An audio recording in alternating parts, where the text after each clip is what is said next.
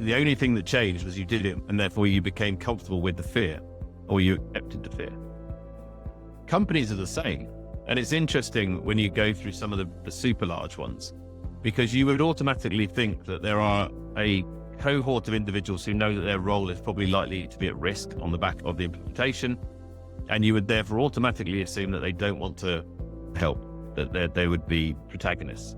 In effect, the opposite is often true, because they're so brand loyal that they actually want to make sure that the company, the organization, their colleagues, their team gets the right outcome, gets the best solution. And therefore they actually lean in rather than lean away.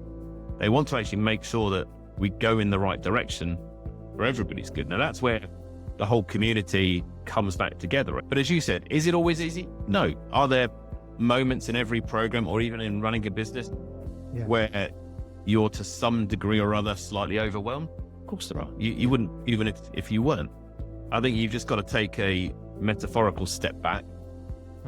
You've got to contextualize everything. Hence I go back to my earlier point, which is the more context you can give people, the easier it is for them, because they can process data, they can process information.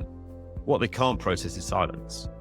So that just leaves people running scenarios and they go down worst case. Because again, human nature says go worst case. So I think take a step back, look at the context, lay it out, put down all of the contributing factors, plan what you want to do, plan your way out, and then you just execute on it. It's just follow steps. It doesn't matter if you're in the military, whether you're a firefighter, whether you're a bus driver. You have a set of tasks, a set of routes that you follow, and you execute on them. You want to make a cup of tea. You know how to make a cup of tea. You were taught as a kid, fill the kettle, boil the kettle, put the tea bag in. You just followed steps.